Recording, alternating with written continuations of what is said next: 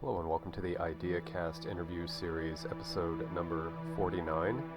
And my guests on this episode are twin sisters known as the Therapy Twins, Jane and Joan, or Joan and Jane as they're most often introduced. And I had a lot of fun chatting with these gals. They're funny. We had some good laughs. I will put a content warning though that we do talk about matters of mental health and matters of violence that occurs to people, and there's some foul language, so just a little bit of a advisory there, I guess, if you're sensitive. But otherwise, if you're not, come on board and enjoy the conversation. We talk about, they are authors of a book called From Under the Hood, and they are also contributing authors in another book, and they have a forthcoming book called The Ego Has Landed, and I may bring them back for that conversation if our stars line up for that. So please enjoy the conversation with Joan and Jane. I know I did. Thanks. And I'd like to welcome Joan and Jane to the IdeaCast interview series. It is a pleasure to have you ladies on board today. I look forward to an unconventional conversation. Maybe that could be our meta theme for today. It's just going to be not too serious, but nonetheless, I want to ask serious questions and not get serious answers and go from there and see what we've got. But I think it would be good in the beginning of this conversation to find out a little more about you and have my audience get dialed in on who you are and where you come from and all those fascinating things. So, Okay. Joan and Jane, welcome. Thank you so much for having us here. I am the younger twin, Joan, and I followed Jane into everything, so including the bathroom. Sorry about that. But she went to nursing school first. She went to become a therapist first. She medicated people first. She did it all. So I followed her into that. And we've been nurses since the early 80s. So we've seen that old-fashioned psychiatric care all the way to what it is today, kind of unfortunately. And I think 38 years, 36 years as psychiatric nurses. And then we also wrote a book and came out with our own mental illness because the stigma within the profession was so annoying. People kept saying, you know, they didn't want to go to therapy anymore because that person had it all together and they just didn't feel comfortable. So it was like, shit, you just needed to tell us one little thing there and I would, you know, easily share because I'm from that background. We're Italian. I think we wore all of our emotions outside. And of note, it is frowned upon, or it used to be very frowned upon in the profession to come out with your own mental illness. But because a few colleagues that we've noticed, you know, down the road that have done it, it was kind of inspiring, especially the woman, PhD, Marsha Linehan, who created dialectical behavioral therapy. Okay. She came out with her mental illness, and that was in the New York Times, and it was frowned upon by some, and others applauded her. So we wanted to join the club of kind of letting people know that we're all real here, you know. And yeah. If I were seeking oh no, sorry, go ahead. No, it just might help to know that, you know, the therapist could be real as well. For sure. And I would rather go, if I were seeking out therapy, to be with someone who's, you know, it'd be like somebody who's just come back from combat service and trying to get help. And I'd rather have somebody who was in combat to go over the PTSD that I'm experiencing instead of somebody who just came out of a university and they're like, okay, well, the manual says and yada, yada, yada. And so, yeah, I'd much rather have somebody who's honest and firstly, and then also has a background. And you two, in having read about you and watched a number of your interviews, you all are equipped with that sensibility, and you know what it's like to deal with things. And so that is, I think, preferred. And perhaps in the 80s, when you started out in your career, that perhaps that may have been more taboo. And I'm thinking DSM-3 just came out in 1980. So you guys were getting on board when the 3 was out. And so the things have changed, I think. Wow, since yes. then. Yeah. Because when did homosexuality come out of the DSM? I don't even know. It may have been 3 or 4. I don't remember. 4 was in 96, if I remember right. I can't remember though. Wow.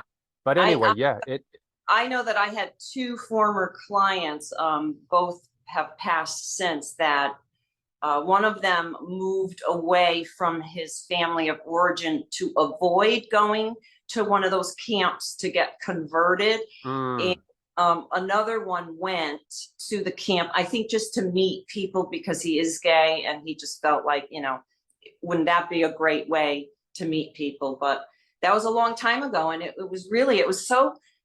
was called a disease, an illness. Yeah. It was terrible. Yeah. Oh, some of the films from the 60s that were educational public service films talking about homosexuality, and they portrayed them as predators and creeps and, degenerates and things like that. And yeah, so we've definitely come a long way in that regard. I interviewed someone last year or early this year, and she's an associate professor at the University of Texas, San Antonio. And she's a humanities, she's philosophy of science, but one of the crusades that she's picked up is to, if there should be a 6th volume of the DSM, is to have patient participation and contribution, albeit an anecdotal, but as Wolfinger says, the plural of anecdote can be data if we do it right. And so she wants people with schizophrenia and other pathologies to share with the academics and the authorities that put the book together. I think that's a good idea. I mean, that doesn't relate necessarily to homosexuality because it would be, it's a non-issue now. So, but yeah, clearing that off the map. Idea, because back in the 80s, I hate to keep jumping back there, but when we as nurses would sit in with the initial intake, the psychiatrists back then really, really explored trauma. And then we found out after we retired that in 1953, the first idea of the DSM actually had in the diagnosis human reaction to trauma. And then it got us thinking about that book, Body Keeps the Score by Bessel van der Kolk. Again, he retired before he felt comfortable writing that. That's an amazing book. But it actually shows people that, stop saying that that person is so different or I'm afraid of that person. That person is your neighbor, your brother, your sister. And, otherwise we just keep separating people. Right. And like they did as us with identical twins, they separated us at birth and it didn't work out well. That's right. We were in separate incubators for 30 days and it just was a nightmare. Apparently, we of course have no recollection. Yeah. But then our parents listened to some doctor at the time, not Dr. Spock from Star Trek. Right. Just what Dr. Spock. And he said, make sure they sleep in different cages, I wanted to say. Beds, cribs, whatever that's called. And I used to ask my parents, but what was I doing every night? And they said, you were holding on to Jane's bars. I was in Jane's crib. So every night I crawled in and every night they went to bed, they pulled me out and put me back. And that's why you have us now with the same hair, same shit. Yeah. Hanging together. Isn't that something that from nearly the moment you're born, that things are, nature nurture, things are being set up for you. And you guys as twins, this brings up a lot of intellectual curiosity with regard to the nature of a person or the imprinting and the mimetic structuring that goes on, social structuring and processing and so forth, that you guys are good study of that like you were saying, you were in separate incubators for 30 days. Jane, you had a tumor in your head? Joan had the tumor, and so you were required special care. And I'm going to do that throughout the interview. I'm going to get you guys mixed up. So anyway, I'm not like twin intuitive, so I'm excused. But anyway, yeah, that just speaks volumes. And in researching you again, that seems to have precipitated behaviors and exhibiting of behaviors down the road in your adolescence and early adulthood and so forth. And so the repressed trauma and not being self-aware of that kind of trauma. And what's weird is I always thought it was my adult trauma that I'm a messed up human being. And then the more, I gotta say, most psychiatrists back in the early 80s, this was my point, I forgot to say this, and it comes to this story too, is what I always heard as a new nurse was we learn everything from our patients. And it was a very humbling place. It was beautiful. These psychiatrists, for me, I looked up to them like they were gods. And then they all disappeared and that revolving door started to happen. But what were we just talking about? Oh, with the incubators. Oh, my trauma. Seeing clients who had spent half their lives in prison, I started realizing like, wow, my symptoms, because they used to say this to me. How did you just get inside my head? What are you, psychic? How did you know those symptoms? And I'm thinking to myself, well, I'm listing most of mine along with, I'm adding on to the DSM is what I'm doing.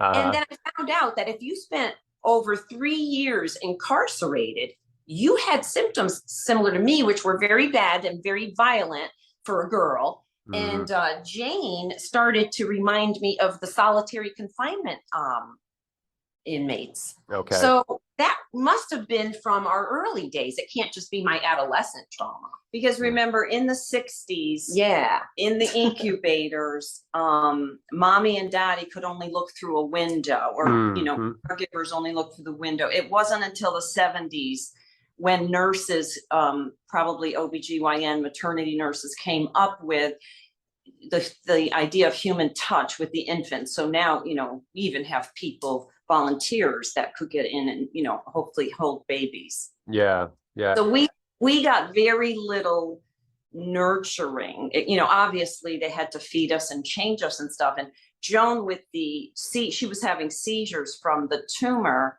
So she was being poked and prodded a lot more. And rumor has it, after 2 weeks, I was ready to go home, and the brilliant doctor, God bless him, bless the Dr. Boyd, was Who was a twin. who was also a twin. Oh, there you go. And his twin was also a doctor, I think, because we spread that rumor around. He said, well, he was a twin, and he said it would be nicer if they could come home together. So I don't know what he did. Anyway, the joke is Joan was poked and prodded all day. And after my needs were met, physical needs, they said, okay, Jane, we're wheeling you off to the corner till the next time you need solitary. So that's weird. When Joan says I had symptoms like a solitary confinement, yes, and as well as sharing some with children who have been adopted. Yes.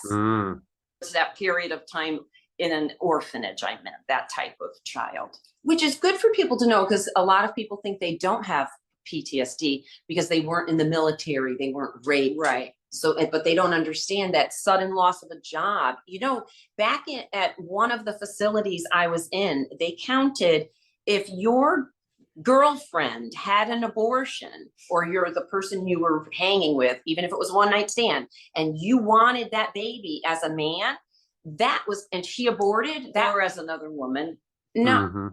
If the couple was lesbian and one was having the baby and having the abortion, She's right. She's always right. The other person, now she knew that. I was just waiting for on the print. I'm reading off black and white print. See, I get very concrete sometimes with that brain trauma, because I dated a felon with a brain injury. People might say, why? That sounds like the title of a book or something. I was a teen. Never mind. And you know, he finally found out the name of his injury, and it was a subdural hematoma. And I said, wow, let me go look in the there are no medical records of mine. And I believe that was mine. And Jane always talks about emotionally connecting with another human being, and you're often at the same emotional level. So interesting that the brain injury was from one of my exes, and another one of my exes he was molested or raped, and so was I. So wow. Isn't that interesting? And no brainer, my ex-husband was in an orphanage. Thank you. Yeah. Interesting. Yeah, I mean, the aha moments that come even, you know, in your 60s. It's so, yeah. And not to keep referring back to former guests, but there was a woman named Angwin St. Just, and she was a collaborator with Peter Levine, who's does constellation therapy. Anyway, she has this kind of abstract idea that there's fractal patterns or iterative patterns, and I don't go like too far into that, but I see that in behavior, and I see that in perhaps what we would call serendipity, or as Jung would call it, the his terminology for it, which has escaped my mind, and you maybe could help me out with it. But yeah, what the hell is it? It's the most common thing that they talk about in synchronicity. Thank you, Justin. Thank you. Part of brain that actually activated on that side. But anyway, yeah, it just seems uncanny to us. But I think that we are social creatures. We are, you know, we talk about projection and mirroring and things like that. And you talk about that in your book From Under the Hood. And I want to cover that when we cross that bridge. But yeah, it makes sense, right? That you guys Yes. would be having these things show up in your lives. Yeah. Sometimes I think Joan treated a twin, one of the twins, and she and her twin were mirror twins. And that's where, you know, and we have some of that where one had a mole on one side, one had the mole on the other side of our nose or something. We got that removed. But sometimes I think in my head, when I kind of do my own little autobiography in my head, I think that now Joan was violently mugged. Now I may not have been violently mugged, but I may have gone through something similar violent wise. And so like, so Jane always says our lives are our parallel. lives, like sometimes, you know, like Joan's had a broken heart and so have I, and I'm very excited. You know, wow, I got that over with. That I believe I was trying to avoid that at all costs. I probably had 5 broken hearts. I was trying to avoid that one. And it was just the funniest thing when it happened. It wasn't obviously funny when it happened. When it happened, it was so bad that I was sick of hearing my own voice. I couldn't understand how anyone would talk to me. And in fact, a lot of people wouldn't, because I remember one time it was my ex-husband's new wife. And the fact that she was so nice to me, I remember getting off of the phone thinking, wow, I don't think anyone else is willing to talk to me, because now it's Carrie and she was really nice to me and I better not wear that out. But you know, when you get to look back on things and when you can smile over it, oh my, that's healing. Oh yeah, for sure. Closure might be demonstrating itself in that ability to let it go and just smile, like you said, and or as you all like to say, humor, you know, and if you can develop a sense of humor about it, it's good on the front end and the back end, and that's something else I want to talk to you guys about is humor. Yeah. Now, when I was thinking about you too, and I was thinking about something culturally relevant to, this is probably one of the more formal questions I'll ask you during this interview. Okay. So there was that TV show Frasier, and there was Niles and Frasier Crane, and it was decent. I've watched very little television in my life, but that was one show that I did watch. And so Frasier was a Jungian and Niall was Freud. And so do you guys talking about twins and being sort of enmeshed, do you guys look to different schools or different figures and authorities in the field of psychology or psychiatry? So are there Bergsonian or Yep. Yeah, so who Yep. do you guys like, and is there disparity in this? Yeah, because you know, I'm sure Freud had a lot of good parts, but he did a little bit too much, like blaming the mother, which believe me, I've never been a mother, and I do blame mothers. I look at parents and I'm thinking, oh my God, and I can never say it because I never did it, and I'm sure I'd mess my kid up and they'd have a violent temper because that was me. But I veered off from Freud when I was in school, and there was, because Columbia University, at least in my courses, allowed you to pick a school of thought and then go with that. We had a whole year to train for therapy. You couldn't even ask about meds yet for these people. And it was these people, me, you know what I mean? Me too. Hashtag me too. But yeah, so it was Karen Horney, but her name's, it looks like Karen Horney, Horney. And how she came through also mentions animals is, you know, like she would say Jane's really, really depressed. She would describe Jane as a bird in a cage door open, but Jane can't even get out of the cage, which means she can't get out of bed. She can't wash. A lot of people say that. People go, oh, can't you just be grateful and go for a walk? Well, sometimes if you're depressed, you can't even get up out of bed. Right. And they're asking you to do the thing you can't do to Right. start it. So with Karen Horney, she also, anxiety is the biggest today. She explained it like this. And that's so cute. I haven't talked about this for a long time because our practice turned very comedic. Patients requested it. They started wanting to see us together. But alone, a child, I think it's supposed to be a village, because when you hear this, you're like, oh, a village would have taken care of that. A child has to have 2 things. One is your basic needs have to be met, food and water. and clean something. But you also have to have a feeling of safety or love. No baby gets all of that all the time. So what she wrote down is what's normal. We're social creatures. Move over a little. Yeah, this is normal, huh? I could hang out with Jane. I don't have to hang out with Jane. But Karen Horney says that if those needs weren't met, I could get to the enmeshed. I can't be alone. Or if they're not met for long enough, think about what I think of us is I self-isolate. Mhm. I don't sleep with any man. Why? Because I can hear you breathing or my whatever. I have all these excuses as to why you can never sleep with me. So I was married for 16 years, but I had my own bedroom. I only made it 7. Anyway, she also goes to normal things like, she goes to normal things about when you separate and you go from periods alone, you can also have those things of suicide. But again, if you have the different sense, you have that thing of homicide. So she was excellent with the anxiety, where it came from and all that. But that and $2 gets you a cup of coffee. How do you fix what you went through from childhood? Yeah. So that's why we started going with that positive thinking. Penn State had a positive psychology master's degree. Cognitive behavioral therapy, CBT for dummies, really is positive versus negative. Mm-hmm.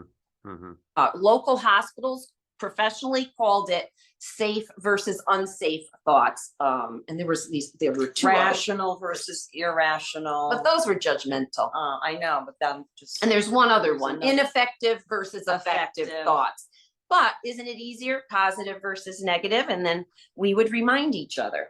Mm-hmm. You have to have that contract prior, because you remind people about how negative they are. They could be vicious to you. They could hit you. Yeah.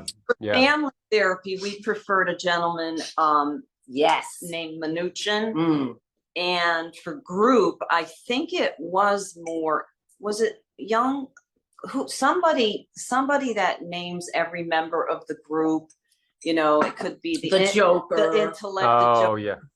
This, So I don't- archetypal character. that was wonderful. Who saves people? Who's always Because if you ever get around to doing group therapy and real group therapy, where the group is the people working in it, and you ask so-and-so to kind of comment, or what do you think about what so-and-so just said? It's so much better when they hear it from their own peers. When I think about when my girlfriend said something to me, if a therapist said it to me, I would have wanted to get up and walked out or never go back again. If my parents said it, I would want to rebel. If one of my sisters said it, I would want to prove to them that they don't know a thing about me and they had it all wrong. But my girlfriend said it to me. And don't get me wrong, I wanted to throw her off the second floor balcony where we were smoking a cigarette. That's another story. And I really did. But then when I thought about it, I'm like, I respect Chris. She's my best friend right now. She knows my deepest, darkest secrets, and she's telling me this. I should look into it. And basically it was about, I wasn't grateful for a thing. All I was ungrateful. She asked me if I would consider being grateful for something, anything other than complaining about everything, which is what I did. Yeah. Well, it sounds like she planted a seed and that thing sprouted a little later, and it just you had to catch up with that germination process. And now be grateful for her doing that, having done it. Everyone needs a friend like that, or a sibling. Our sister Lori is the one, our older sister Lori, mother's little helper. She's 3 years older than us, and her life was great for 3 years. And then these two jamokes showed up, and Joan was sicker She must than have been me. so sad. She was so sad because she couldn't even go out and play. She had to help call the neighbors. There was no 911. She had to go get the neighbors, etc., and change diapers. That poor little thing. Yeah. Right. But anyway, she turned us on to Louise Hay, who is a positive affirmation guru. Yes. Yes. But for people who hate that thing, I hated it in the beginning. What I would do is I would, I think I used to take a sleeping pill, even if it was just Benadryl, and Benadryl and Motrin, which I don't recommend long term ever. And then I would press play because I was unable. This is how we charted back in the 80s. I was unable or unwilling to move forward and get better. I didn't know which one I was. I'm going to say I was unable, even though everybody said I was unwilling. And that's how I did it. And if you sleep even a few hours to somebody else throwing positive stuff, she promised in her book 30 days of listening to positive thoughts, you'll get better. People thought I was medicated. They were saying, what med are you on now? Because I try a lot. I tried to meet everybody halfway. They said I was the problem. I tried. I got medicated. I went for therapy. Well, everybody knows, like in college, high school, college, or maybe even younger years. I didn't really study much back in the day, but everyone knows if you read your notes or read the bullet points of something that right before bed, that your brain will cooperate and incorporate it into your memory bank. So, not everyone knows that, Jane. yeah, read things right before bed, or doing affirmations before bed, etc. But don't do like a real life meditation that states, do not use this at bedtime to fall asleep, because I did that and it did not go well. It seemed to open the door to it was weird. It's like spirituals, weird, strange things at bedtime that was frightening. So, well, there's a liminal space there when you're fully conscious and you're processing real-time data, and then you're getting into that somnambulous dream state. Yeah, I can believe that could open up pathways and I don't know anything about the subconscious, but whatever's in there, yeah, that's shit that you don't want to have be digging up right before bed. Right. And the affirmation thing is kind of a running gag. Like Stuart Smalley, what was the actor that used to do that on Saturday? Like, doggone it, people like me, that kind of thing. And and I laugh at it too. But if you think about it, it's part of a consensual process, and you're forming agreements with yourself, and so you could say it's hippy dippy or whatever, but if your back's against the wall, give it a shot. What the hell, I mean, as an amendment to other modalities or methods or whatever you want to call it. So there's nothing's off the table that's at least not, hasn't been proven to be detrimental or counterproductive. So yeah, here's to that for sure. So let me see, where can we go from here? Should we talk about humor? Do you want to talk about humor in therapy? I listened to this one guy. He's a cog-sci professor, and he has a channel on YouTube, and he says that therapy is serious play. And so if it is serious play, then if you bring humor in on board, you've got two layers there. You got a little sandwich of serious play of digging shit up from when you were 3 years old and your mommy and daddy, and throwing humor into that. That to me is rich territory. That's good, because I think I survived. I didn't commit suicide in my life because I had a sense of humor. It's like there's been times. Actually, if you want to go that way, our father is the inspiration of why humor was where we must have gone, because that's where we were little, when we were very little, and no matter what it was, even though corporal punishment was okay and he did spank us, even that turned out funny. Everything about our father was so not scary. Whereas when other people because our father had a temper, he was in the Korean War and he saw real firepower, and I guess he was that. So he was a real, whatever we might have said. He was a real superhero, but he was a little nuts, people thought. And I took after him, but what happened was I went further, and I feel bad he couldn't help me. And I went, you go untreated for a really long time. I got so dark, I lost my sense of humor for a little while, and I became suicidal. And when you become suicidal, it's very black and white. And you really do believe that the world would be better off without you. So what I would say is, if you're ever suicidal, please go get help, which I did, thank God. But the humor part, we're not ever laughing when we say, oh yeah, and when I was raped, that was that's not what we do. But what we ended up laughing hysterically within therapy, these are men mostly. I had a woman who was 7 years solitary confinement, total in prison, might have been 17 years, something like that. Jane acted more like she did. But anyway, when you get these people, what we were laughing about is our reaction to trauma. I diagnosed myself with intermittent explosive disorder, even though the psychiatrists that I was seeing and working with said no, which I guess is frowned upon today, said, Joan, you don't have that. I beg to differ. My parents thought I had it. But anyway, the humor comes of your response to the trauma is really embarrassing. It's really too bad. But Van der Kolk explains it. It is a physiological response, just like a stroke victim. I went from A to C because my wiring couldn't go to B. And there's where cognitive behavioral therapy works. And insurance companies pay for that because they know it works. And if you do cognitive behavioral therapy for dummies, if I start saying, I am well adjusted, or the door to my heart opens inward, or, I love myself. It's only, I say that, 5-6 times a day? Well, the negative that comes out 100,000 times a day is I'm ugly. Nobody likes me. I can't control my fucking temper. Why do I react every time somebody says anything? And I didn't understand why. Yeah. Every therapist I saw said, can't you count to 10? Yeah, bitch, I can fucking count to 10, but not if you say something like that. 1, if it's 2. a math class. Yeah. Yeah. And so, yeah, it's contextual humor, I suppose, or dark Irish humor, maybe, or dark humor.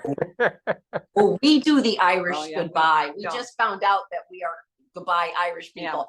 We disappear. According to 23andMe, we are 100% Italian, but that's the new report. The old report, I kept the old report. We were like 14% Middle Eastern, yes, a little other Southern European, and then mostly Italian.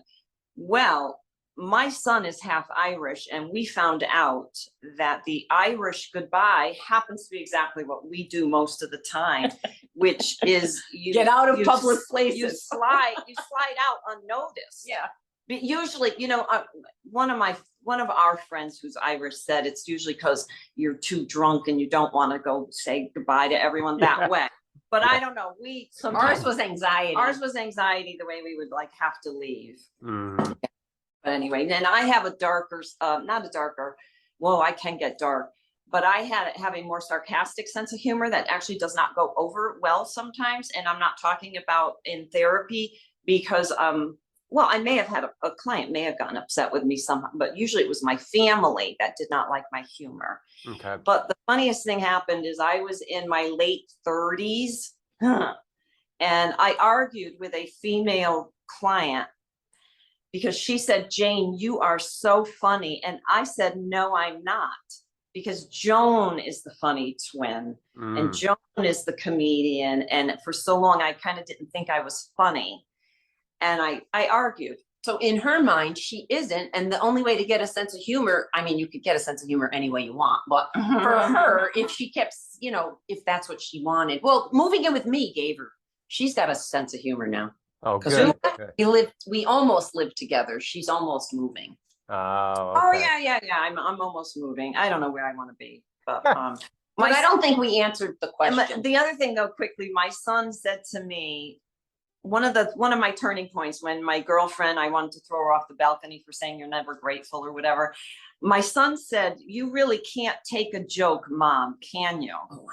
Oh, that was the I will prove you wrong, right? And I don't know if I have yet, because sometimes I'm funny and sometimes I'm not. But sometimes I make Joan laugh. It's very, very rare. And you know what she does? Instead of laughing for quite some time, she laughs, but then she tries to figure out why she didn't come up with something as funny as I did, because I made her laugh. So that's what you deal with. That's what our mother, comedians. That's our what mother you're dealing with. Our father was so funny, but our mother would come up with something once or twice a year, and it was puzzling. Yeah.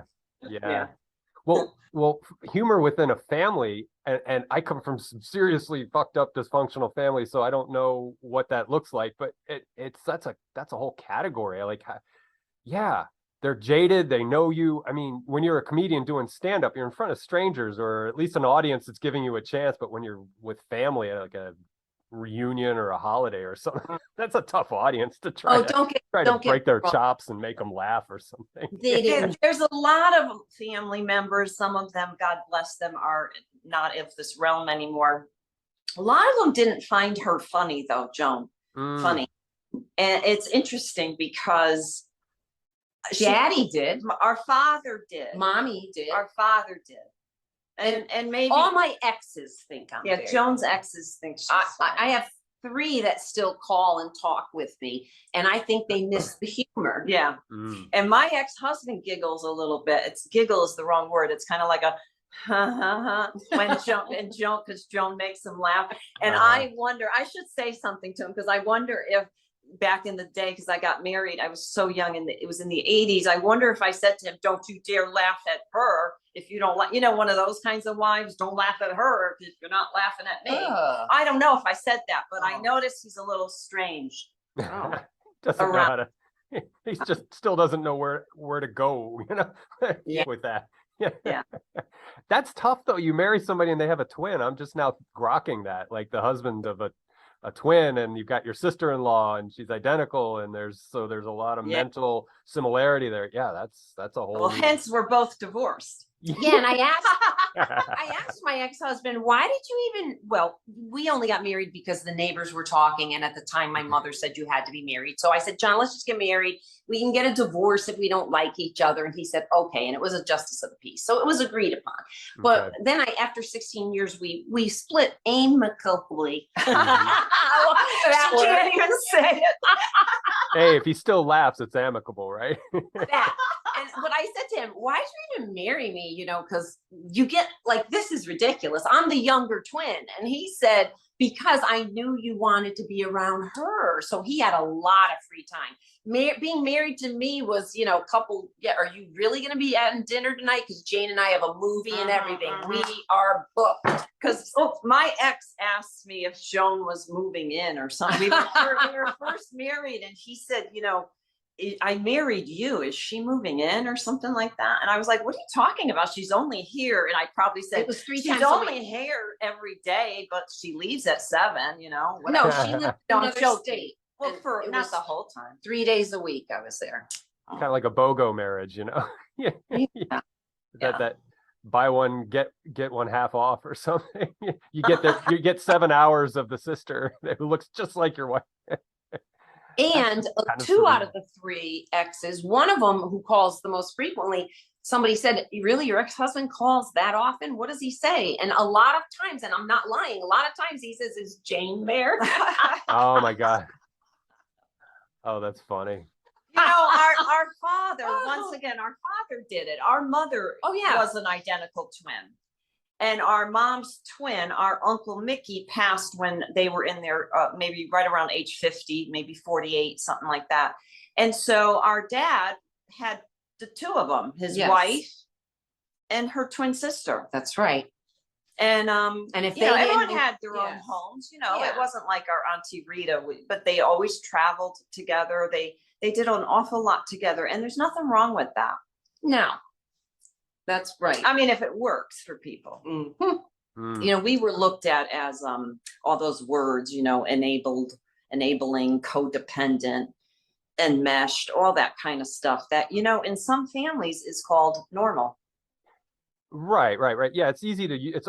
You can overuse the word codependent and things like that. And so, yeah, you got to look at boundaries, pro-social versus, abnormal behavior and things like that. So yeah, I agree that can be stretched a little bit. And if if it's functional, a little codependence never hurt it. I mean, most of our social normatives are codependent, like religion is complete codependence. Yeah. Abrahamic, I should say. So I want to go back to Columbia, because I think I might have put them down in another podcast, but they were a really great university where one of the instructors for substance abuse and addiction, somebody tried to say that word, either enabled or enmeshment, and talking about a parent with the kid, the son or daughter being the addict.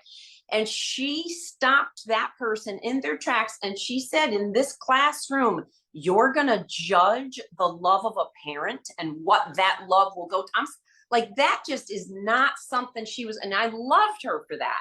She also brought in a doctor from, I always said Spain, but he wasn't from Spain. Jane thought he was from another country, and he wasn't from that country either. So he's from somewhere. Okay. And what he said was even better, because we were medicating people. He said, alcohol, think anxiety, depression, PTSD, insomnia, that kind of thing. Cocaine, ADHD, depression, because when you take an ADD med, you're supposed to feel calm and focused, not all jittery and up. Right. They joke on prime time, like, "Ooh, who would want to be awake all that time?" Like, oh God, shut up already. Calmed me down. But yeah, whatever. Yeah. Then heroin was the biggest one. And what he said was, don't ever say this to a patient or your friend, but what is it that you need to forget? So I used to incorporate that into therapy. And once I was comfortable enough with the person and they said that I could ask them a certain question, because push, you might lose the person if you pushed them too hard. And they all had stories that I used to say, please keep it to yourself unless you want me to hear it. Because that's how, that was shocking every time. I never thought people would go through certain things worse. And then all of a sudden it was like, boom, somebody else went through something even worse. So that's where our heroin addicts, I believe, come from, most of them. Right. Yeah. I mean, it's a quick, whatever you want to call it, Band-Aid, or it's kind of judgmental, but I've done all the drugs in the world, so I can say things judgmentally about it.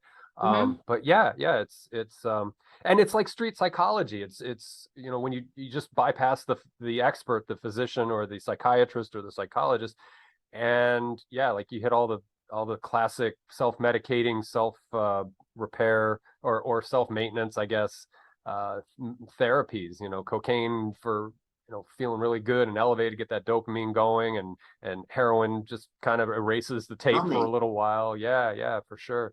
And amphetamine for me, I'm kind of spastic myself, and I found that same thing to be true, that if you take dextroamphetamine or something like that, you just kind of get that convergent focus back, and you can read a book, or you can do something without doing 16 other things at the same time. So but it's good to have a mediator there, somebody that can keep you on the straight and narrow, because I've had friends that turned into full-blown junkies because they were playing around with the harder stuff, and they just went boom, boom, boom, boom down the ladder because they didn't have the ability to regulate. So there's a caveat there for anyone in the audience. I want to say, Joan was talking about what someone might need to forget, and I think I heard her say it in a very wonderful, non-judgmental stance, but sometimes people will say, yeah, but, okay, so that person, had to kill someone in war, and that's devastating. But the only thing you had to do was put your first cat down from cancer, say. You never know what the trauma is, the loss or the thing that happens to you, that at that moment in your life, you were too receptive, you took too much in, it caused too much distress. And it could cause such a trauma that you would need to forget. And so I just never want anyone to minimize their traumas, because I'm the twin that it was well known Joan had a brain tumor. She had PTSD. It was well known that she was mugged and sexually assaulted and all these things. And I had this flashback that was kind of minor. I knew I had it, but I just wouldn't say it out loud. I don't even know why. I thought people would minimize it or, say it wasn't true. But to get back on the funny note, I was such a serious person. Remember, my son said, "Mom, you really can't take a joke."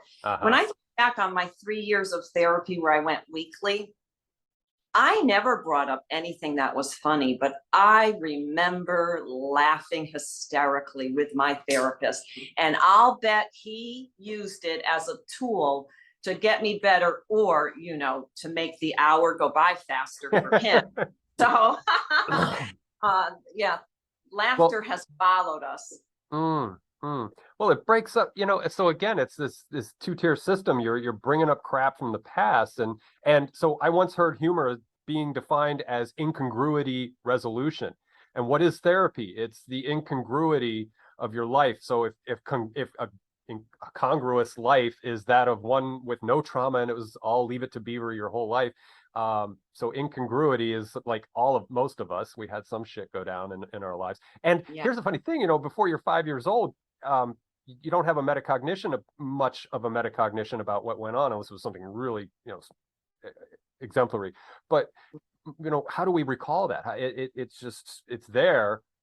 but bringing it up, and that's obviously what you guys did for a living, but to a street person like myself who doesn't have any training in that, it's very mysterious, and it's very much how does one bring that back out? So yeah, it should never be trivialized, because what happened to you before you were 5 years old, and then something happens at 13 and it sets it off, and it's kind of like a genetic mutation, it can be there waiting in latency, and then boom, something activates it, and then you're fucked. You got cancer or something like that. It's the same thing with the mind, right? So yeah, yeah. some I can't remember who does, I think you know who this is, but I can't remember who says this. He calls it the entourage effect. And I think it was, when you think about, so the brain tumor and whatever else happened that Jane mentioned, but there were other things too that I sometimes think wasn't even a big deal, but it was huge. Like a plane almost crashed. I had to turn around and emergency land back somewhere else, and all 2 engines were gone. 1 engine only left. And all these things, when you think about it, have an effect. And then by the time I was an adult, untreated, I mean, it was bad, where my parents wanted to call the police on me. And I feel bad because a lot of parents today, within our practice anyway, some of them used to call the police. And I used to think, gee, my parents wouldn't have called the police for that, or somebody took their hinges off, the door hinges off when the person needed privacy.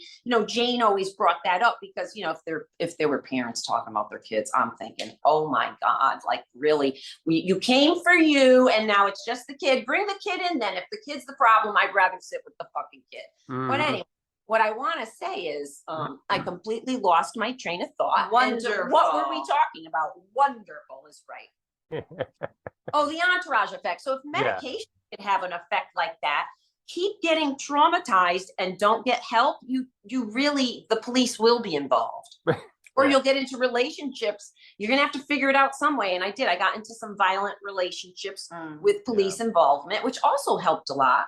When you have women or men coming in your office that have also been abused by other people, and they wonder why all they do is fight with their significant other. And that, I love laughing about those things too, because been there, done that. It's embarrassing. You're in front of the judge. I'm going to go out with him still, judge. Yeah, I had a restraining order last week because last week he was a dick. Hello. He gave the whatever back. I don't know. Yeah. Anyway. And the poor judge has to get involved.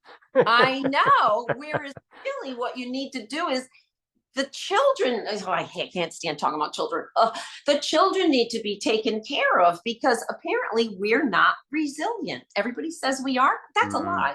Well, we end up incarcerated, or if you come from a family that has middle class written on the minorities end up in prison. The human body is amazing. The physical and the emotion. It really is an amazing thing, this human body. And I think there's a soul in there somewhere too. But you keep pounding it and hurting it and neglecting it. It doesn't come out as attractive as you would like it to be. No, and I think the human mind, psyche is resilient, but we also have to temper that with the idea that it's only been in the last, 6,000 years, I'll be generous, just, like when agriculture and pottery started showing up in our behavior and our practices. But prior to that, shit went down, there was trauma, but it was usually just somebody getting eaten or maybe a little tribal scuffle and a few people died or whatever. But now, think about, especially now, like the 21st century, and we got this garbage called social media that has good stuff to it, but it's also has a lot of baggage to it.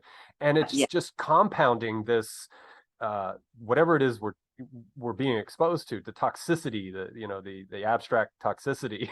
And so what was happening 10,000 years ago, certainly there were threats out there in the environment, and there were there were things between people and so forth. But I dare to argue that now, maybe the last 300 years, it's just getting more and more compounded and more complex. And so that arguing that we are resilient has some standing, I suppose, but it also has to be, we have to consider, so I use Gen Zs and millennials as an example. Those kids are getting, there's just a shitstorm going on out there. And you and I, we're not too far apart in age, and I'm so glad I grew up in the 70s as a kid and early 80s as a teenager, because my God, it's a mess out there. And so It's terrible. It's sad. And apparently, because we're pack animals, we don't need to talk about our trauma at length and in every detail, because come to find out, when you do that and you stay in it, you don't get better. You cry constantly. And some people would come, because some people didn't always go for therapy and meds together,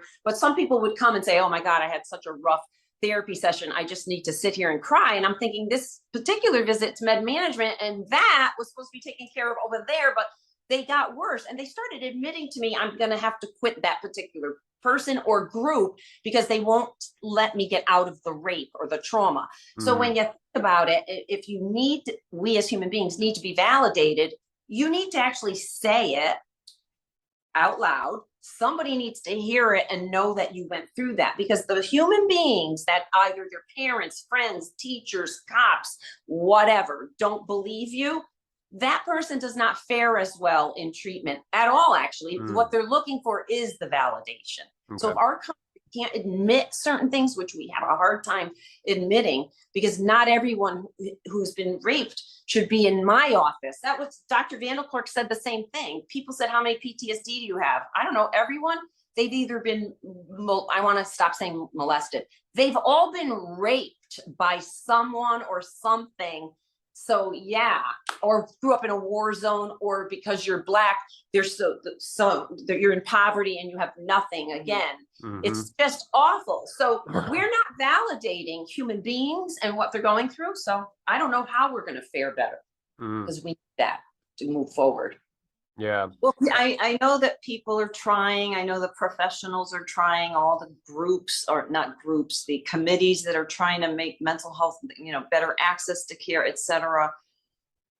But there are still too many patients, myself included, that have experienced a judgmental therapist. And I'm sure I've done it to somebody, because we're all human. And if we don't, one of the things that I always dressed what they call professionally for the beginning of my career. And then I kind of dressed down, because, as you get older, you just want to, now I want to, hey, me, I was at home in my sweats, right? But countless people said they liked me so much better when I looked like the real person. And then Joan and I coming out with our own mental illness, and they all read our book, and they opened up. They opened up even more and said, you girls have balls and this and that. And you know what? I want to bring it back to where we went to school, Columbia University. I chose them over another one that I don't have to mention, basically because of the way the letter, when I applied, the letter that came back to me, I was very negative back in the day. Remember that. The letter came back so positive, and I chuckled, because it was like, geez, all I did was apply. I didn't get in yet. Yeah, and they're fluffing you. It was a brilliant, congratulations on your quest for higher education. I mean, all this beautiful stuff. And then I get in, and a couple of the professors, there was something going on. And after the first year, maybe even the first 6 months, I don't recall, a couple of professors left.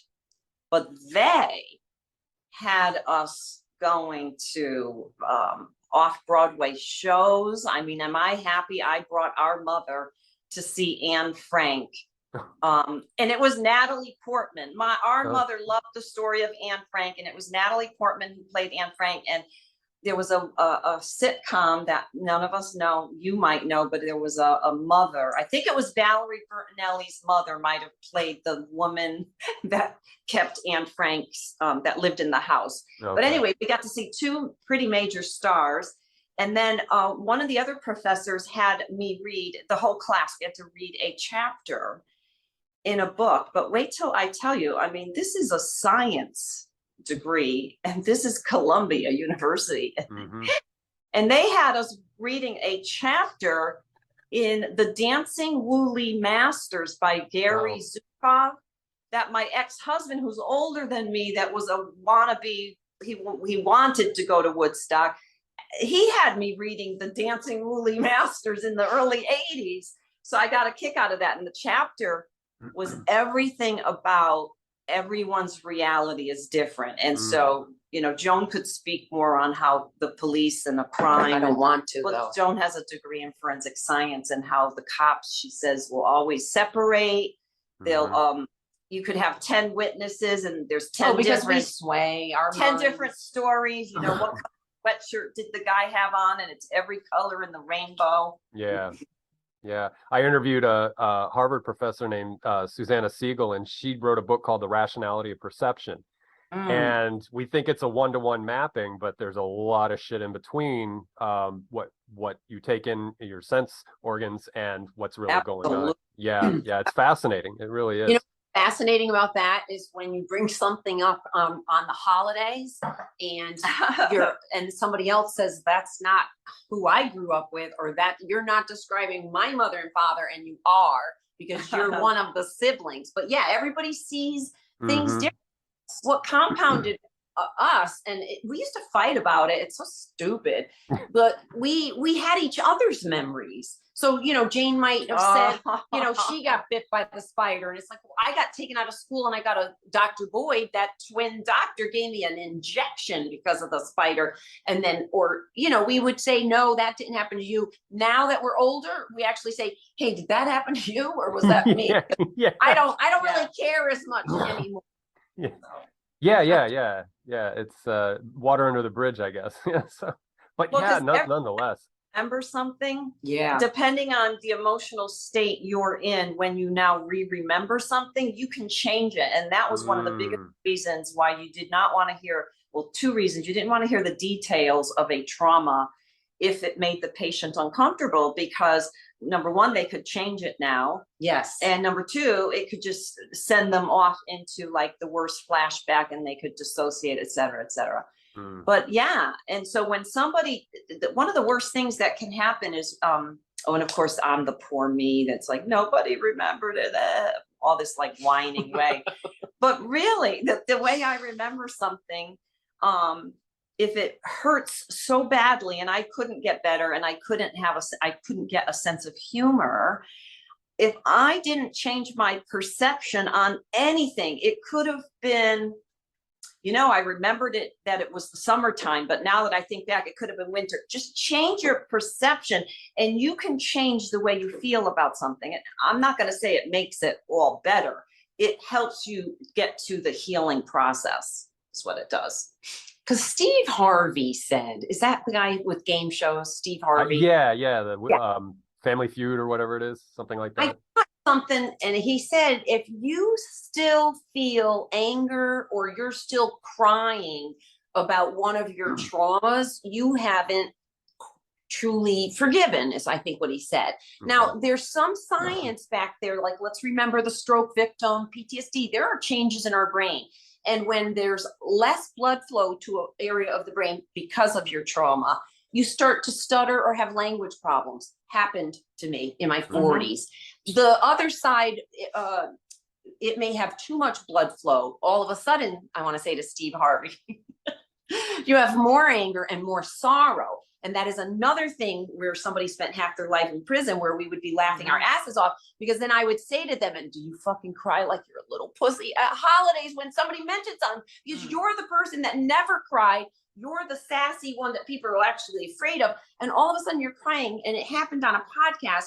So what I want to say is, you may have healed and gotten through it and forgiven, but if you have to work on your positive, whatever, whether it's meds, mushrooms, marijuana, cognitive behavioral therapy, whatever it is, keep working on it, because your brain has changed and you don't want it that way. I don't want that like that.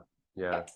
I want to be able to count to 10 before I speak. Yeah. And with ADHD, many other psychiatric diagnoses, they talked about brain shrinkage, especially in certain areas. But with treatment, we turned into this pill society where we thought pills was the be all for absolutely everything. And it really isn't in psych for a lot of things, but that definitely can be helpful for a lot as well.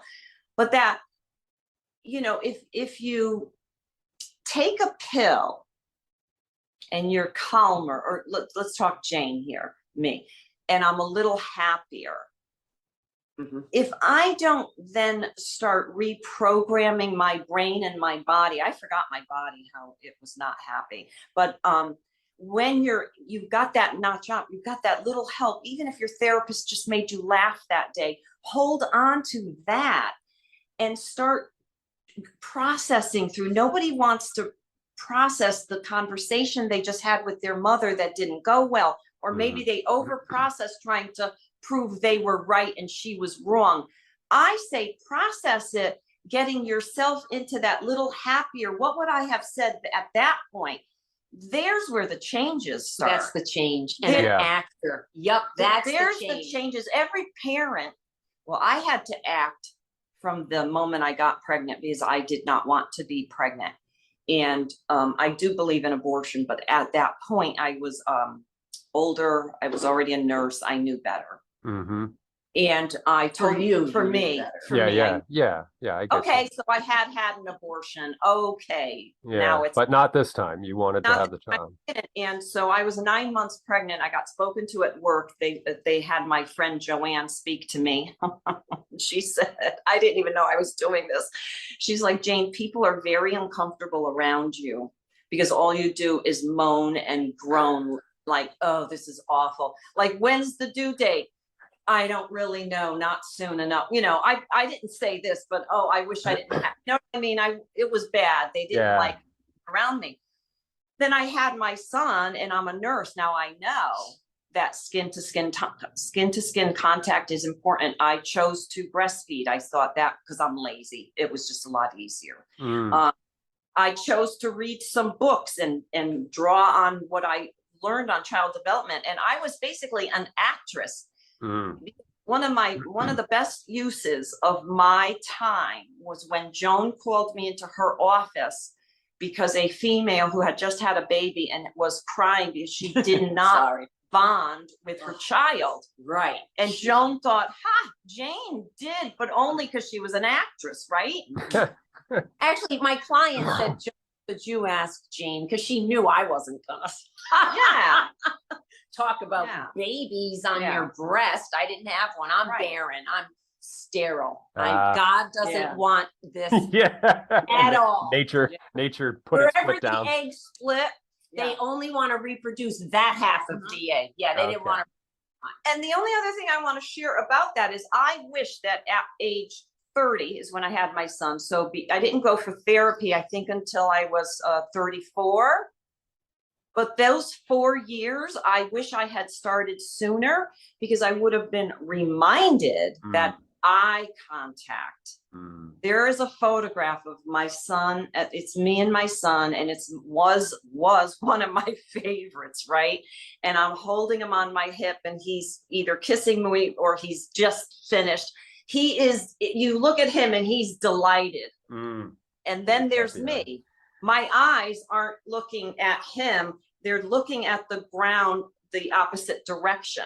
And it took my son, he's a little honorable because I wasn't in full remission from depression until I'm in my late 40s, maybe later. But he never said anything until I was in remission. And he said, I've always hated that picture. And he points out the eyes I had never noticed.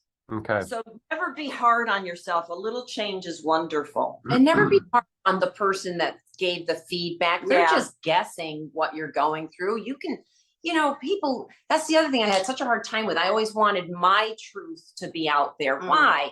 Eventually, I mean, if people, they believed that I was a heroin addict. I never took heroin. It was just that I dated someone. It would be more believable that I was incarcerated because I have been arrested, lightweight arrests twice, but still they thought that because I was dating somebody. But an actor said something that was that really resonated with me. It's hard to get better. It's hard to get relief from anxiety.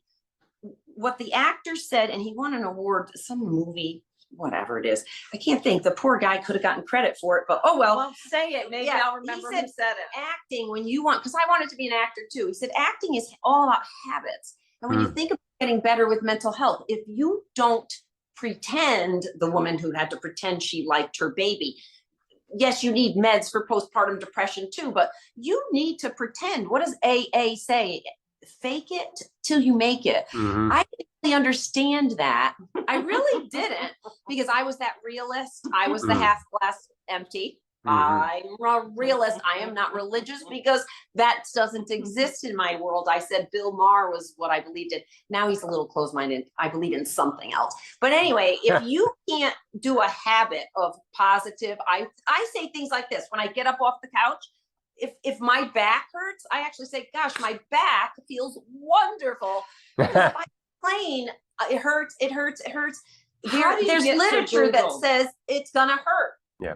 And if you keep laughing, it actually gives hormones out. You can't feel pain and laugh at the same time. So the actor plays Logan on Succession, and I can't think of his name. Okay. I wouldn't have a clue. I didn't see that. I'm out of touch. I didn't see that. Anyway, it is all about habits, because when you think about playing another part, you have to play the part that, if I rock, the person's going to have to figure out how to rock. Once they're done with that film, they're going to rock for a while because it's now a new habit. So with mental illness, move to mental health. There is cognitive behavioral changes. And if you have to lie to yourself at first, go ahead, because Native Americans did not ask for rain. They imagined it was already raining when the sun was out. People today might say, well, the dumb bastards, that didn't work. Well, sometimes things work. Yeah. There's no magic to people who are lucky. Right.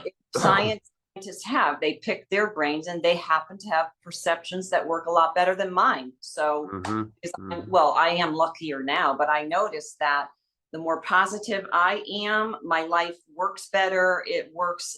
It's a better flow without so many roadblocks. It's amazing. And when we were going into Louise Hay a lot, because she's so positive, what a therapist who was sharing the office space said, wow, now you're blaming the victim. No, I was a victim, but with PTSD and being black and white, I think they call it complex PTSD, but God forbid you teach professionals in the United States that word. It was never around. I had to wait until I was retired in the YouTube channel or whatever. Anyway, it's just that you could have complex PTSD. And again, I lost the thought. What were we talking about? Well, blaming the victim. You were talking about the victim blaming, and don't use, that terminology. Because what was I when I really look at who I was when I had PTSD? I was a victim or I was a bully. I was never well adjusted in the middle. At my fault? No, there were physiological changes. How do I get out of that? Therapy helps. Meds help. A lot of it helps. Do all of it as much as you can. And then a famous person who is not, I found out it's Brian Cox is the gentleman. Okay. I know the name. Actor that said that. Well, that's not who said that, because a black guy said it and Brian Cox is white. So that's okay. Start back, I heard back Brian to square Cox one. Like that. So we'll find the other actor for Joan. Look up. But somebody famous also said, you can't solve a problem with the same mindset that created it. Yeah. And there you have it. But that's too hard for me. So instead, when my ex-husband, forgive me, Jim, because I love Jim. When my ex-husband, he may have, this is my perception of one thing that happened, that I was in another state. He was driving my car and he blew the engine, and somehow that was my fault. But the joke is, Jim, I'm in another state.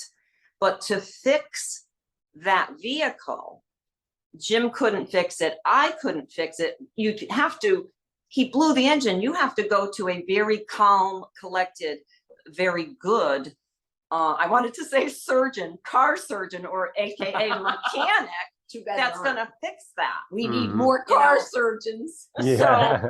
So we need mind surgeons, Yeah. So you have to come at it at a different place. And, for my own therapy, and I imagine other people's as well, I think about a couple of clients that the joke was, we would always get back to that one thing they were unwilling or unable to get through it. You just have to. And, for some people, it's this thing called letting go and forgiveness. And I know we've talked about it, and it has so many levels, but I thought humor helped me a great deal. Yeah. And it does. It helps with the dopamine rush. It helps not pain. It helps your muscle. You start to look better because your muscles are contracting. It's actually good for you. It boosts your immune system. Yes. It And does a one lot. might think, how did humor help me to get better? One of the biggest ways. Yeah, how did it? Was to look at myself. So after the event happened, that was just terrible, that I was not doing well. I would have to go look at myself because I was sick and tired of like evaluating the situation and making assumptions and saying that, oh, they wronged me again, or you know what I mean? I didn't have to. I chose to look at myself through humorous eyes and not take myself so seriously, because that's what I was doing. And she had a nickname. I may have had a nickname, but it came from the lecturer. Joan. No, it didn't. It came from my father. Daddy called her the lecturer. Oh yeah, that's probably one of the other things that helped me get better. He called me the lecturer, and I thought, oh my God, I'm not going to be that person. Ew, that one. Anyway, it was another healthcare professional that said to me, because there was no way I was getting better.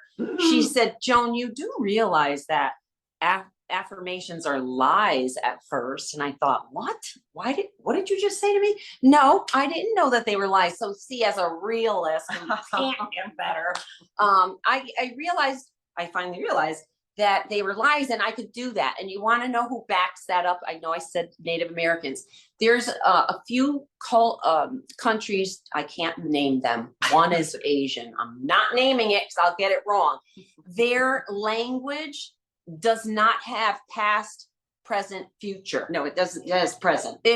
Jean, it's my memory of the language that helped me. But if you want to tell it, do you know what it has? I thought it has one thing, but the way it is said, they can tell if they're talking about the past or the present. But what their brain hears is only the present. That helped me start doing positive affirmations, because if they, think about it. There's some Asian countries that are doing really well. Yeah, they don't have the same. Suicidal thoughts are negative thoughts that, you don't want to kill yourself. You want to ask for help. Well, anyway. And being the realist, you can navigate through this idea through realism, and it's just very technically dry. It's thesis, antithesis, synthesis, or it's, the narrative and the repetition of a narrative. And so, if your thesis is that you're worthless and your esteem is in the gutter and stuff like that, and you throw in the antithesis, which is like, hey, I'm a great person and I'm outgoing and people like me and all that, well, then, somehow perhaps you can forge a synthesis through the two of those things and meet in the middle, where you're not always perfect and happy and glowing like you would accuse like my therapist was. Accuse the affirmation people. It's like, oh, this is perfect, it'll knock it out of the park. And it's like, well, no, maybe you don't want to knock it out of the park. Maybe you want to have some bad days and maybe some good days. But anyway, that's my thinking, and you're laying that case out, that it's just, you have a persona, you have the character. Go back to actors, you're on the stage, you're acting, you're doing your thing, and then so you're repeating the same lines from a script that was, maybe you didn't write the script, it was written for you in the way of trauma, but that you're reading through a thesis. It is your statement to the world of my identity, my persona, who I am, and then I'm going to bring in something antithetical to that, which is contrary to what I believe myself to be, and maybe a synthesis can emerge from that. So that's my weird takeaway from all the Well, your word was so important, what you said, repeating, because most people come to therapy too because they're repeating a pattern that they don't want to do anymore. And what's excellent is if you can get the person to see how they're repeating exactly what was done to them or done to somebody else within their family. That's like 50%. Holy shit. Now you have insight. Then now you can start to work possibly and change it. If you don't like the ineffective versus effective, safe versus safe, positive versus negative, and then there's that one more that we rational versus irrational. You don't have to. But I got to tell you, you don't have to do it. I think the reason I can always remember rational versus irrational is well, everybody knows that, there's depression, then anxiety, PTSD is a higher amount of anxiety. OCD is in there. After anxiety, and especially if you have lack of sleep, you tip into psychosis. Yes. And that might have something, you know, in my head, okay, there might be something irrational. But when I was processing the way I was responding to things in my life, and we're not spring chickens anymore. You know, it's not like I have 10 more years that I could go yelling at my father who isn't even here anymore. So anyway, but if you're not processing some of this stuff and seeing that you are your own problem, like you really are. And, you know, when you point a finger at someone else, whether it's metaphorically or you're literally doing, and I'll do it like this. Because she had to do that for me because I didn't understand. Joan was like, what do you mean? So if I'm pointing a finger and saying, Christ, Joan, why are you so controlling? Okay. Yeah. Did it. Joan, why are you so controlling? Well, there's 3 fingers still pointing back at me. Yeah. Ask other people. I mean, I am controlling in other ways, you know, and so that comes from, you know, AA and other many insightful people. But the one that I found the most fun to teach you that is Debbie Ford, yes, who is also no longer with us. And she few good books I have never read. I owned them for a while. And we get the gist. We get the gist. You know, and one of the gist, she's the one, she did a lot of shadow work. So, you know, if I'm trying to be all this loving, but I'm still talking anger or doing nasty things, you know, I haven't let go yet. I haven't done that forgiveness and letting go. And the easiest thing to do is just pay attention to what you are saying or thinking about others, because it's a key that unlocked your own mind. Ugh. It's whatever. So it's always been you, Dorothy. Always you. It's always been you. Surrender, Dorothy. Yeah. Yeah. It's the one time it's good to go into solipsism, and it's like, I'm the only thing that exists. So whatever crap's going on, that's kind of an extreme facilitation. But, you know, if you have to, you just say, hey, listen, because the person that, you know, screwed you up 40 years ago, they could be dead. And so you can't keep flogging that dead horse.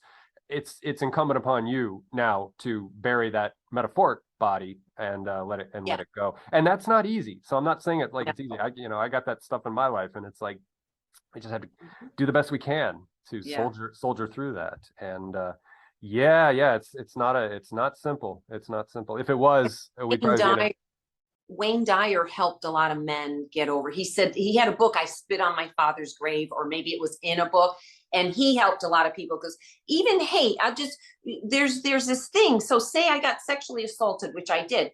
I really didn't get over that sexual assault until more recently, because I feel like as human beings, we're so pathetic. In order to forgive, how do you forgive something like that? So at first, what happens is that person, I was so lucky that human being saw me later in life and said to me, I hope what I did to you didn't ruin your life, because it did mine. What? I've been in therapy for it. He is today, he is such an alcoholic that no one would even recognize him from high school. It is so sad. Remember, what do you need to forget? All those years I did therapy, only one man said to me that they were involved in a gang rape and that he felt horrible because now he had a child. So what I want to say with that guy, come to find out, my brother-in-law helped me out a lot, went over to where he lived, and there were other men there, boys from school, college. And when I thought back on it as an older person and hearing all the other women in my chair telling me how they were multiple gang rapes, I thought, my God, I could have had a gang rape that night. And you know what? And instead, it was horrid. Don't get me wrong. What I'm going to say is I was raped. That person, in essence, I take that as an apology. What am I holding on to when I already know I was dating a felon who was in prison? Every human being is better than their worst act. Who am I not to forgive that? That was a lapse in judgment. What did he go through as a child? How was he raised? Maybe he was raped. We go to what is familiar to us. If violence was familiar to me, I sought out violence. unfortunately. You know, because anger, we need Sorry. anger. Anger's appropriate in many, many situations, but when you let it boil or simmer over years and years, and it turns into real hate, that is just not good for you, your mind, your body. It's just not good for you. Yeah. And one of the reasons people have difficulty letting go of something is, you know, because you think of the old statement, forgive and forget. So does forget go with it? Now we have known many people who have lost a child. Well, you're never going to forget that. Yeah. We lost our parents 12 days apart. One was expected, one was not. That was very, very hard on us, and we will never forget our parents. What I find myself forgetting, and I'm so grateful, is the time of death. Sometimes the day of death, I have to be reminded. I'd rather celebrate their birthday, their anniversary, not trying to remember the hospital, the misdiagnosis, the restraints that our dad with dementia had to go into restraints. I mean, all those things, I choose not to. Now we made a point to process it and talk about it, but at some point to let go, meaning forget some of the horror parts. Right. But a lot of people wonder, but who's going to remember? Well, don't worry. All those people you talked to, don't you worry. They'll remember for you a lot of it. But I had belonged to a Christian church for, I don't know, a brief period in my life. And something like this came up. And it was there were a lot of comparisons. My goodness, I went to this Christian church and I thought, I never read the Bible, but a lot of psychiatry was in there. Cognitive behavioral therapy was right in there. But anyway, people had a difficult time letting things go because they wanted to remember every detail. So who will remember? Your higher power will remember if you have one. If you are a realist and happen to be an atheist, well, who will remember is if the act or whatever happened had some kind of energy. Well, that energy is imprinted in dirt, the ocean, a rock. It's there. So something will remember. I mean, look at fossils. Yeah. We get to look at a shape of a mosquito from millions of years ago. So we go way over. Well, no, and a lot of people, they don't know how to let go. And I just want to say that some of the letting go is changing your perceptions. Yes. Do you want to remember the good? Do you want to remember the bad? Doesn't everyone remember that bastard that died and all of a sudden the family puts that person on a pedestal and you're like, Jesus Christ, he was an asshole. And they're like, oh, he was so wonderful. Well, why not? Well, they're remembering the good. Yeah. That the men and women that I had in my office that admitted some of the horrible things they had done, and we all, you know, are human beings. We've done some things that we're not proud of. I really liked everybody. I loved these people. So the ones that spent half their lives in prison, I asked them not to tell me because I didn't want to know, but I liked all of them. And the worst story is when we were both still, I was a nurse still. Jane was a therapist. Her client was at the inpatient psych hospital, pedophile. So my training when I was younger, you went into, you didn't read charts first. You went in and you were non-judgmental. Even as an RN, they set aside time for you to chart, but you didn't have to study patients before you treated them. But I came into the med room and I was like, Mr. So-and-so, what a nice guy, that new admit. I can't believe how nice. And all the nurses were laughing at me. It was Jane's patient, the pedophile. So what I want to say to people is we're not going to forgive that act. We're forgiving the human being is what we're forgiving. And that's how I found peace with it. So I'm not forgiving the act. I wasn't able to fight back, but if I was able, I would have smashed you too and hit you. I'm forgiving the human being that was capable of it because we're all capable of it. Yeah. Okay, boy, I'm so sorry. What is this? We went a little dark, and then Joan will sing it for you. Hello, darkness, my old friend. Can't help it. Sorry. No. Listen, this is good. This is good because I like to laugh, but at the same time, if we have an audience, if we haven't driven them off, but I'm pretty sure we have some people hanging around. And if they're taking something away and it's giving them an opportunity to think about it, then going into shadowy things is a way to help somebody see some relevance there. So no, I appreciate that. I really do. But speaking of time, I know we've probably coming up on the hour and a half mark. Yeah, we're getting a little close there. So I do want to talk about, you guys have written a couple of books. I read From Under the Hood, and I appreciate it because, as you mentioned in another interview, it's good for ADD people. So, Yes. and I think it's also good in the sense that if it is short and to the point and approachable and palatable, that that's a good place to start. So if this is self-help for the reluctant or the new, the initiates, then this your book is good medicine, and it's a way to not go into a deep dive that could feel threatening or feel off-putting. And that's what I liked about From Under the Hood. But I don't know your other books, so could you all give us a little rundown on what you've done writing wise? And Well, yeah, we have this other book that we're contributing. We're a contributory author too. And that one is called, what's that? Yoga for the Brain. What is that one? Something, Joan. God, you see, we're terrible. Well, if it's in development, there may not be a No, working it's title. been out. It's been Oh, out. oh, never mind. Isn't it yoga? It's on the Listen, website. it's on our website, but Yes. And Which- ours is, I'll give you a thing where they had to make you come up with a quote. And we came up with, if you don't like what your mind is saying, ask your heart. Because again, your mind is rationalizing things and it is causing me to hate. Yeah. When I think I can't watch the news, children are starving. Well, I hate you now because why is a child starving? I'm full, I'm eating, and I don't like when I'm hungry. So why, and then I get mean and nasty. So whatever. Yeah, that was that one. But our newest book, which isn't out yet, but it's almost out, is called The Ego Has Landed. Oh, and okay. the reason that one is going to be so good is we were hard on ourselves in the first book, comically, under the hood for what we've been through. But now, as 62-year-old wise women are, we really got to come out with something better. So the arguing in The Ego Has Landed is amazing because it really is your ego.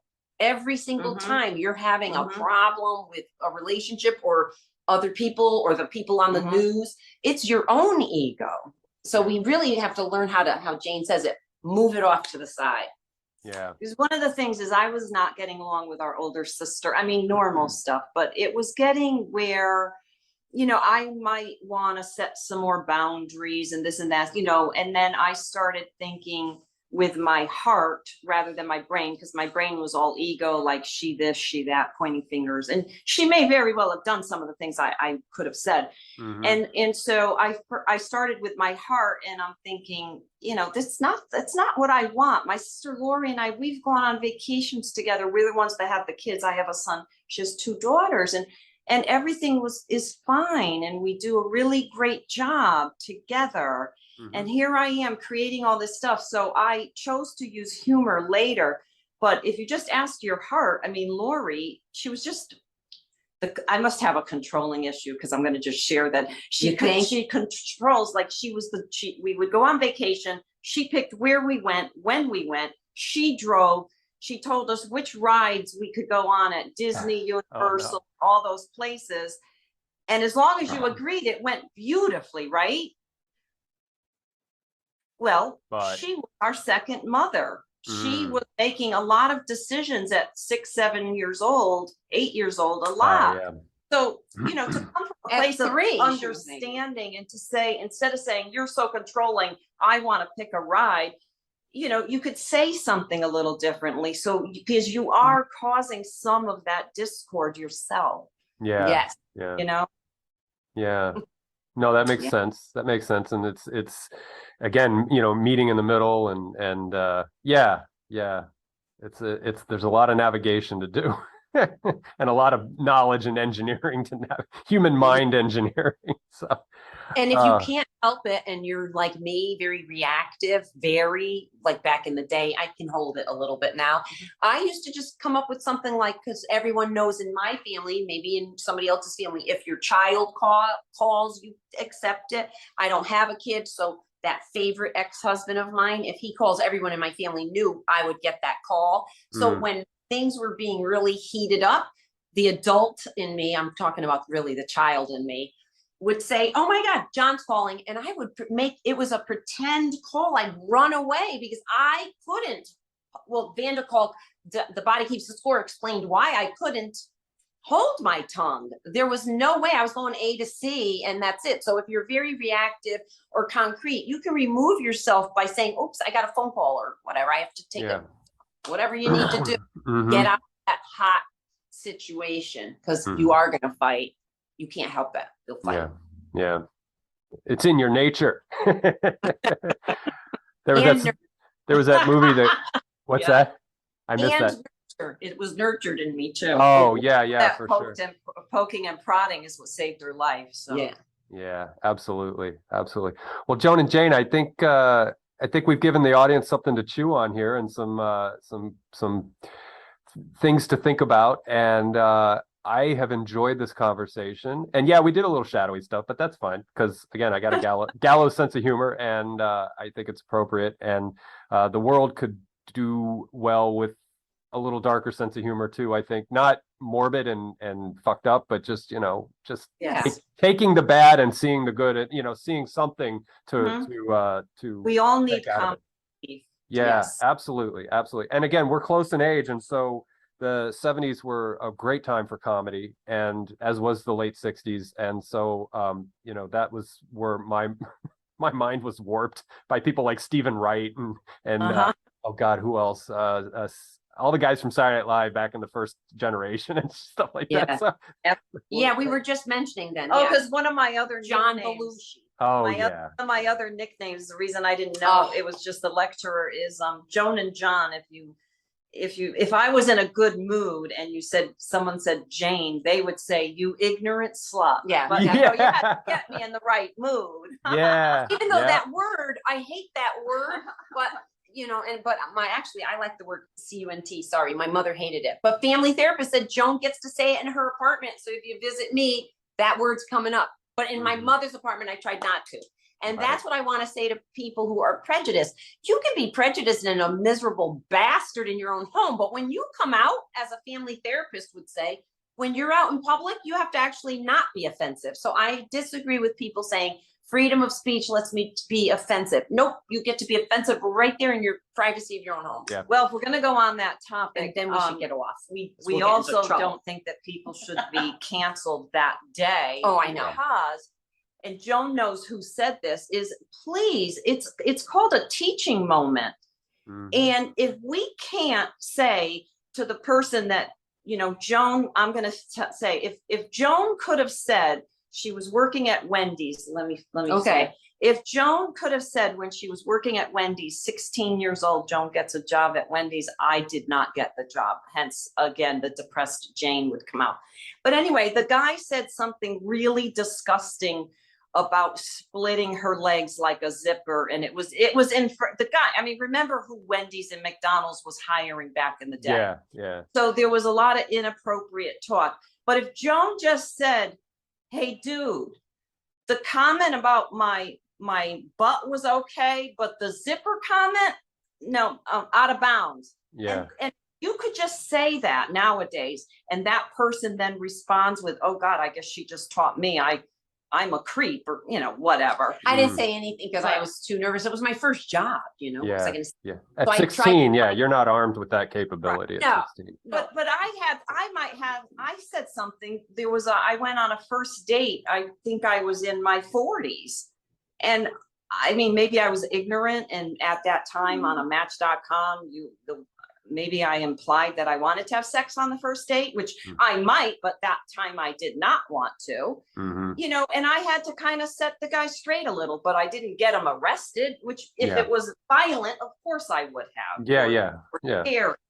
But sometimes it's okay to just say, hey, dude, don't ever do that one again. And we don't have to let them lose their job and never be employed for the rest of their life. That cancel culture is a little too far. Yeah. Well, I think there's activism and there's social justice. And then we were talking about the shadow side of social media. I think we see in the current environment that that kind of thing has been conflated with narcissistic supply, performative outrage, performative activism. and the need for self-gratification, and that has entered into social justice and the need to establish boundaries and normatives that are pro-social and functional for everybody. So I think it's a hot mess right now because I think there are a lot of bad faith, conflict-oriented people involved, and it's just terrible for people of color, LGBTQ communities. I think it's so counterproductive. So yeah, I could get on a soapbox and rage about that, but I think there are still a lot of good faith actors out there who are doing it right. Any age, any generation. It's not even a generational thing. I think it's just a misstep, and it's people are taking advantage. People who are prone to narcissism are taking advantage for attention, again, for self gratification. So I agree. I completely agree. And there's a right way to do support. And you know what? To speak to racial justice, Chris Rock had a great statement a few years ago, and he goes, it's not Black people that are making progress in civil rights, it's white people that are making progress in civil rights. And that's the kind of thinking we need to have. It's an evolutionary process from this, and it's default, it's societal, like the white supremacy, everybody's outraged about that, but it's just basically what was built into European post-Enlightenment modernism and things like that, and we just have to sort that out. And it's not about labeling and blaming and enemies. Yes, there are bad people involved, but it's more an evolutionary process. And so if you're solution oriented in that regard, then go, and do it. But if you're conflict oriented, you just want to divide people into camps. It's like a neo segregation. It's just like, anyway, we could go. We could do a whole hour and a half on that. But I'm with you guys. I think things go too far sometimes, and there's a right way and a wrong way, and lots of energy, lots of enthusiasm, but zero wisdom in certain people. Just not being employed. So, but we'll see what comes of it. They can try. It's all an experiment. Yes. I hope it's all a game and there's aliens watching. Wouldn't it be great if this was a simulation? I think about that sometimes. Did you hear? I think we were watching a movie quickly, and the guy said, "Oh no, the world really is flat, but it's in a globe, like it's in a, you know what I mean?" I didn't see and that. then all I thought was the Twilight Zone episode where where we were in a snow globe. Looking. Oh, right. Yeah. Yeah, a lot of interesting theories out there. That's for sure. Thank you. Well, again, Joan and Jane, thank you so much for your time, and I appreciate your insights and your hard-won wisdom. It's as we said in the beginning. I would rather go to a therapist that's been through some stuff, and has been out there and been in the trenches than somebody who's just led a great life and they're an academic and they're really smart and they give you all the sort of mechanical stuff, but they don't have any. They can't just say, "Oh, dude, you think that story? You think you got a cocaine story? Oh no, let me tell you about this," or whatever. And remember, in AA and NA, it's required, and of course, they do. It's more of a community, and that's what we need. Yes. Right. Yeah. Support. Right. Good tribalism. Good. Yes. Kinds of tribe support. Yeah. Absolutely. So let's keep the door open. If you guys have now, has The Ego Has Landed been published yet? No. Okay. So if it's forthcoming, maybe I can have you back and we can keep going on, and I'll read The Ego Has Landed and we can talk about that. And we'll keep it short, friendly. Yes. Yeah. Oh, we can cuss. It's okay. I'll put a disclaimer in. I always do an intro on the front end, so I'll just say, "Hey, listen, there's gonna be some adult language here. Trigger warning." If you don't like sailor talk, leave. So Thank you, Justin. It's been a pleasure. I'll say goodbye to you guys after we are done with record. But to the YouTube people who are still here, thank you guys so much for watching. I hope you were able to get something out of this. I know I did. I enjoyed listening to Joe and Jane and having a trialogue with them. So it was been fun for me. So, all right. So YouTube bye-bye to everybody out there. Bye-bye, everybody. Yeah, take care. And again, Joan and Jane, I'll say goodbye to you after this is recording stop, which I'm looking for the button now. Here we go. Okay, so goodbye, everyone.